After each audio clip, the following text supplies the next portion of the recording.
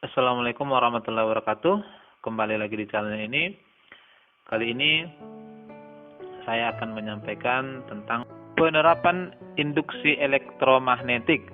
Tapi sebelumnya, kepada adik-adik yang baru bergabung, jangan lupa untuk like, comment, subscribe channel ini untuk mendapatkan konten-konten pembelajaran yang berkaitan dengan materi fisika SMA. Kita lihat dulu tujuan pembelajaran. Setelah mengikuti pembelajaran, peserta didik diharapkan mampu 1. Mengidentifikasi penerapan induksi elektromagnetik dalam kehidupan. 2. Menjelaskan prinsip kerja generator AC dan DC. Ketiga, menentukan besar GGL induksi yang dihasilkan generator. Yang keempat, menerapkan prinsip transformator dalam berbagai perubahan. Yang kelima, menentukan besar daya atau kuat arus pada transformator. Dan yang terakhir adalah menentukan besar induktansi dan energi yang tersimpan pada induktor. Baik, kita lihat dulu penerapan induksi elektromagnetik. Yang pertama yang akan kita bahas adalah generator listrik. Generator listrik adalah mesin yang dapat mengubah energi kinetik menjadi energi listrik yang bekerja berdasarkan gejala induksi elektromagnetik. Nah, berdasarkan arus yang dihasilkan, dibedakan atas generator arus bolak-balik dan generator arus searah. Perbedaan keduanya terletak pada bentuk dan jumlah cincin luncur. Pada generator AC terdapat 2 buah cincin luncur yang kita sebut sebagai sikat, di mana setiap cincinnya berhubungan dengan setiap ujung kumparan. Dan untuk generator DC hanya terdapat 1 cincin belah yang kita namakan komutator. Ini perbedaannya. Ini adalah contoh generator atau genset barangkali yang sering kita pergunakan di dalam kehidupan sehari-hari. Nah, kalau kita mau lihat tentang bagian dalamnya, nah kira-kira beginilah bagian dalam. Di gambar ini bisa kamu lihat bahwa untuk generator AC terdiri atas 2 buah cincin yang berbentuk penuh lingkarannya. Lalu di situ ada brus atau sikat. Dan pada bagian di dalam magnetnya itu ada kumparan kawat yang dibuat seperti itu yang dapat berputar. Nah, lalu kemudian DC juga perbedaannya hanya terletak pada cincinnya saja. Untuk DC cincinnya hanya 1 dan itu pun dibelah maka disebut tadi cincin belah. Baik, kita akan kupas satu persatu. Kita mulai dari generator arus bolak-balik atau kita kenal juga istilahnya ini alternator. Ini tadi adalah bentuknya Jadi dalam hal ini perhatikan kumparan kawat yang di tengah di antara kutub utara dan kutub selatan ini akan diputar. Nah, akibat putarannya maka terjadilah perubahan medan induksi dan inilah yang menimbulkan arus induksi. Arus induksi inilah yang kemudian menjadi arus bolak-balik. Kita akan lihat kumparan berada di dalam medan magnetik dari sebuah magnet permanen yang kuat, sehingga setiap saat selama kumparan berputar, jumlah fluks magnetiknya berubah. Pertanyaannya, bagaimana cara agar kumparannya berubah? Barangkali dalam hal ini kalau kamu pernah lihat bahwa agar memutar kumparannya, maka kita akan menggunakan energi kinetik juga. Jadi dalam hal ini mesin yang kita gunakan untuk memutar kumparannya sehingga induksi magnetiknya berubah. Nah, jumlah fluks magnetik pada posisi ini kalau diputar pasti berubah. Saat bidang kumparan sejajar garis-garis medan magnet theta, maka fluks magnetiknya 0.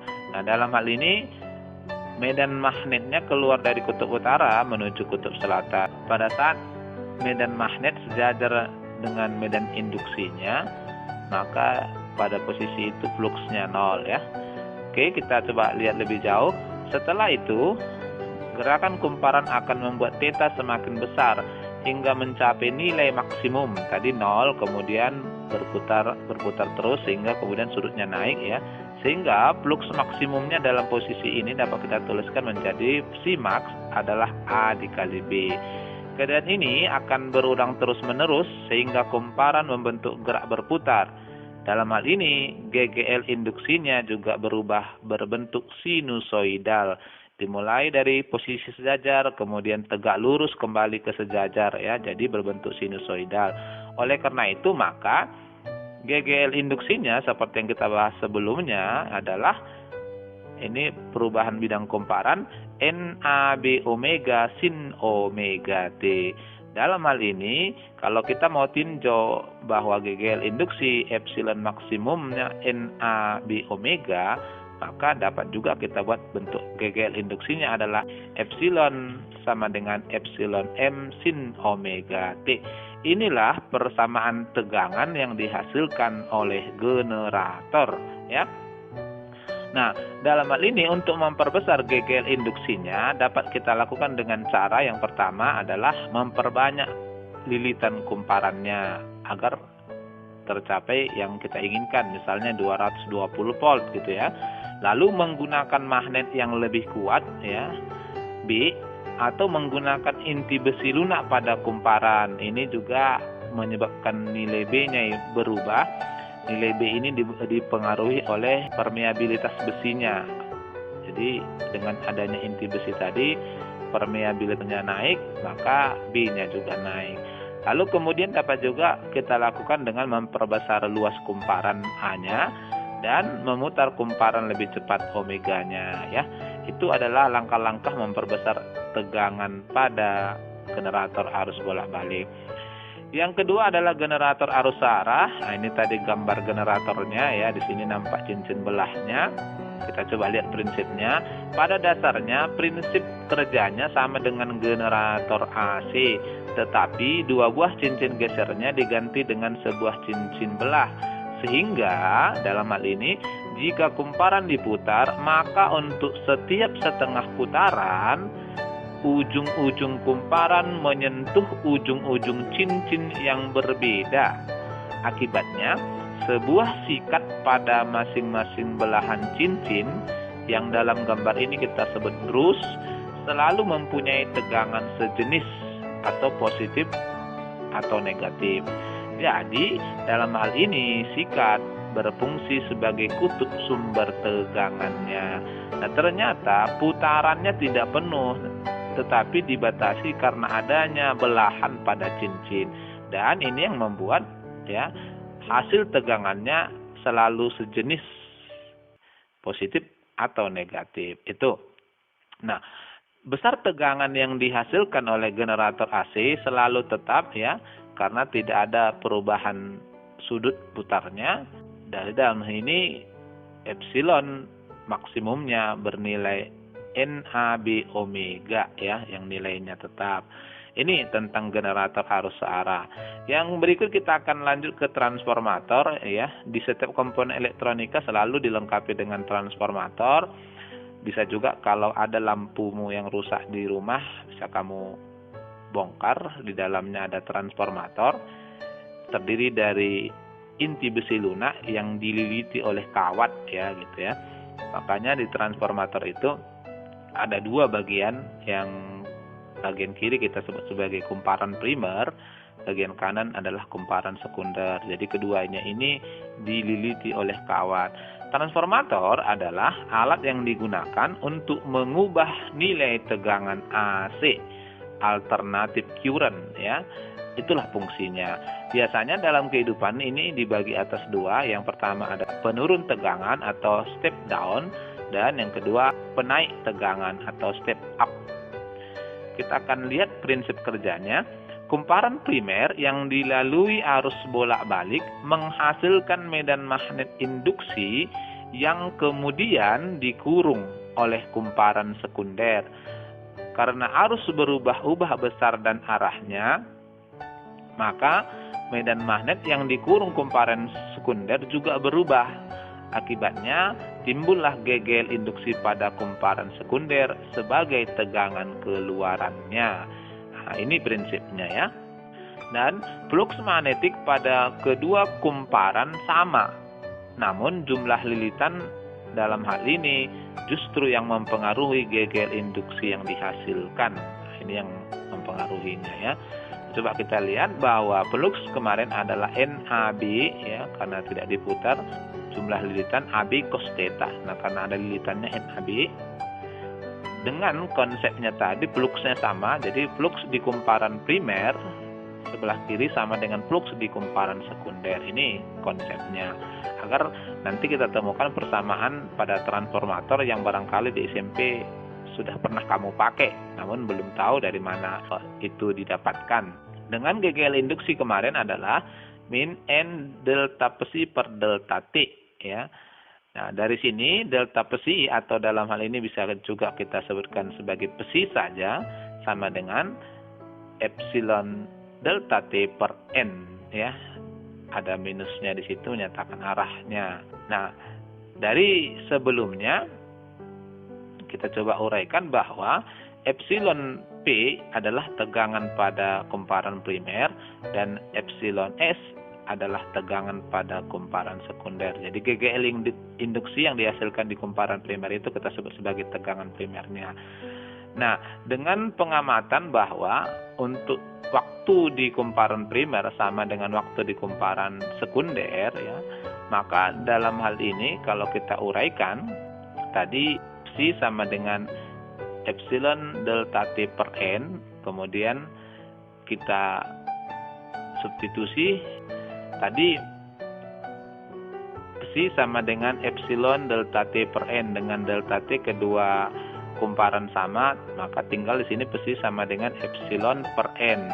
Oleh karena itu, karena psi primer sama dengan psi sekunder, maka dapatlah kita epsilon primer kita ganti dengan P primer per N primer sama dengan epsilon sekunder kita ganti dengan P sekunder per N sekunder. Inilah persamaan yang sering dulu kamu gunakan waktu SMP. Nah, dari sini ya kita juga bisa uraikan kalau kita mau tinjau dari perbandingan tegangannya bahwa PP per PS sama dengan NP per NS. Tegangan primer per tegangan sekunder sama dengan jumlah lilitan primer per jumlah lilitan sekunder. Dalam hal ini PP adalah tegangan primer, PS tegangan sekunder, NP itu jumlah lilitan primer dan NS adalah jumlah lilitan sekundernya. Pada transformator ideal, daya listrik yang masuk pada kumparan primer ditransmisikan atau dipindahkan sama ke kumparan sekunder karena tidak ada kalor yang hilang. Namun kenyataannya pada transformator selalu ada daya yang hilang. Sehingga dalam hal ini daya yang masuk yang kita sebut sebagai P-in selalu berbeda dengan daya yang keluar atau kita sebut sebagai P-out. Hal inilah menghasilkan efisiensi atau daya guna yang kita simbolkan dengan N pada trafo ya. Nah, dengan demikian dapat kita hubungkan bahwa efisiensi adalah P-out per P-in. P-out itu adalah P sekundernya per P primernya. Mengingat bahwa P daya adalah tegangan dikali arus, maka ini juga bisa kita uraikan. Efisiensinya sama dengan P sekunder I sekunder per P primer I primer. Dari sini kita bisa konversikan N kali P primer I primer sama dengan P sekunder I sekunder. Maka dapatlah kita I sekunder per I primer sama dengan N dikali P primer per P sekunder. Ini adalah persamaan hubungan antara arus dengan tegangan. Dan kalau kita mau hubungkan juga antara arus dengan jumlah lilitan menggunakan persamaan di depan tadi, dapatlah kita tuliskan I sekunder per I primer sama dengan N dikali N primer per N sekunder ya. Nampak di sini bahwa semakin besar lilitannya semakin kecil arusnya. Kalau sebelumnya semakin besar lilitannya semakin besar tegangannya. Itu kalau hubungan antara tegangan dengan jumlah lilitan. Untuk transformator ideal dengan efisiensi 100%, maka dapat berlaku I sekunder per I primer sama dengan N primer per N sekunder. Ya, dalam hal ini efisiensinya 100/101, ya, tidak mempengaruhi. Contoh, sebuah transformator step up mengubah tegangan 25 volt menjadi 250 volt. Jika efisiensinya 80% dan kumparan sekunder dihubungkan ke lampu 250 volt 50 watt, hitunglah arus pada kumparan primernya. Baik, kita coba bahas. Diketahui P primernya 25 volt, P sekundernya 250 volt, lalu efisiensinya 80%. Ini karena kita masuk ke hitungan, ya, bisa kita tuliskan 0,8. Lalu P sekunder atau daya sekundernya 50 watt. Ditanya arus primernya. Kita jawab, tadi efisiensi adalah P sekunder per P primer.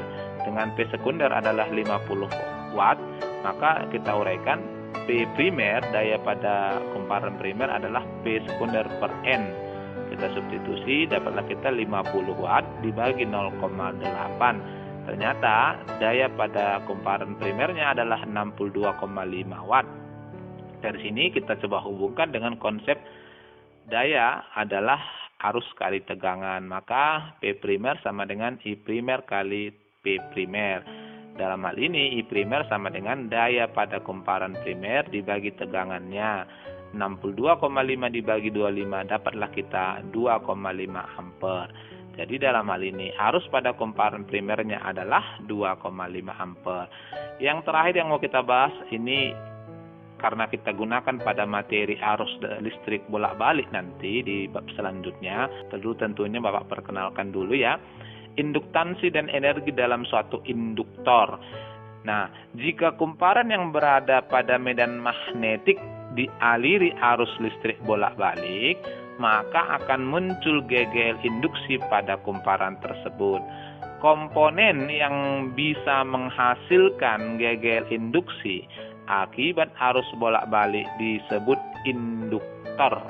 Jadi dalam hal ini kita tidak menggunakan istilah solenoida lagi, ya, tetapi kita menggunakan induktor yang kumparannya seperti solenoida. Gambarnya seperti ini. Nah, dalam rangkaian nanti ini yang kita namakan sebagai induktor, kita lambangkan dengan L, ya, sama seperti solenoida. Besar GGL induksi pada kumparan, ya, sebanding dengan laju perubahan arus listrik. Nah, sehingga dalam hal ini GGL induksinya dapat kita tuliskan min L delta I per delta T. Minus itu menyatakan arah sesuai dengan hukum Lenz. Nah, kalau kita mau bentuk persamaan yang lain, dapat juga kita tuliskan GGL induksinya adalah min L dI per dt, ya, perubahan arus terhadap waktu. L itu adalah induktansinya, ya, satuan Henry dengan 1 Henry itu adalah 1 volt sekon ampere, dan I adalah kuat arus listriknya. Nah, besar induksi suatu kumparan, kalau kita mau hubungkan GGL induksi ke konsep sebelumnya adalah min ND psi per dt, dan tadi GGL induksinya adalah min L delta I per delta T atau DI per dt. Maka kita bisa hubungkan kedua persamaan ini, dapat kita min L DI per dt sama dengan min ND psi per dt. Dari sini dapatlah kita bahwa L sama dengan N psi per I. Inilah persamaan menentukan besar induktansi suatu induktor, ya. L sama dengan N psi per I. Nah, untuk solenoida, ya, seperti yang Bapak sampaikan tadi, kita kemarin menggunakan bahwa besar induksi pada pusatnya adalah mu0 IN per L. Kita coba ganti, kita substitusi besaran ini dari konsep fluxnya, maka L sama dengan mu0 N kuadrat A per L, ya. Psi kemarin adalah BA, kita ganti B-nya. Nah, sebuah komponen induktor ternyata, ya, dapat menyimpan energi listrik. Yang besar energi listriknya kita tentukan dengan setengah Li kuadrat. L itu adalah induktansinya, I adalah kuat arusnya. Nah, kalau kita mau ganti induktansinya tadi dari persamaan ini, Mi0 N kuadrat A per L, lalu kemudian dari persamaan induksinya, BP mu0 IN per L, kita ganti I dari sini dengan BL per mu0 N, maka dapat juga kita tuliskan energi pada induktor adalah setengah mu0 N kuadrat A per L kali, kita ganti I-nya dari persamaan BP-nya yang di atas, BL per mu0 N kuadrat. Nah, dari sini maka besar energi yang dimiliki oleh induktor adalah setengah B kuadrat LA per mu0. Perhatikan besaran L dikali A itu adalah volume. Oleh karena itu, maka secara sederhana dapat kita tuliskan bahwa W sama dengan setengah B kuadrat P per mu0 ya. P itu adalah volume solenoida. Baik, nah kita lihat contoh. Seorang pedagang elektronik menemukan sebuah induktor yang terbuat dari kumparan kawat dengan 50 lilitan. Panjang kumparan 5 cm dengan luas penampang 1 cm kuadrat. Hitunglah A induktansi induktor, B energi dalam induktor jika arus pada rumah pedagang 2 ampere. Dalam hal ini maksudnya dihubungkan ke arus ya. C induktansi induktor jika pedagang memasukkan bahan perit pada kumparan dengan mu0 R atau permeabilitas relatifnya 500. Kita jawab, diketahui N sama dengan 500 liter, L sama dengan 5 cm atau 5 kali 10 pangkat minus 2 meter, A 1 cm kuadrat sama dengan 1 kali 10 pangkat minus 4 meter kuadrat, I sama dengan 2 ampere. Lalu ditanya A, L induktansinya, B energi yang disimpannya, C L jika mu R 500. Oke, kita jawab ya. Yang pertama L tadi adalah mu0 N kuadrat A per L. Kita substitusi nilainya. Mu-nya adalah 4pi kali 10 pangkat minus 7, N-nya 50. Kita kuadratkan kali A-nya 1 kali 10 pangkat minus 4 dibagi L-nya 5 kali 10 pangkat minus 2. Ternyata dapatlah kita bahwa induktansinya adalah 6,28 kali 10 pangkat minus 6 Henry atau 6,28 mikrohenry. Lalu B-nya W sama dengan setengah LI kuadrat. L-nya tadi sudah kita dapatkan. Kita substitusi setengah dikali 6,28 kali 10 pangkat minus 6 dikali I-nya 2 ampere, berarti kita kuadratkan. Dapatlah kita 12,56 kali 10 pangkat minus 6 joule ya. Lalu yang terakhir C, untuk induktansi dengan bahan perit maka LF induktansi bahan perit maksudnya adalah tinggal kita kalikan mu R-nya relatifnya dikali L. L itu tadi menggunakan permeabilitas ruang vakum ya. Maka nilainya adalah 500 kali 6,28 kali 10 pangkat minus 6 Henry.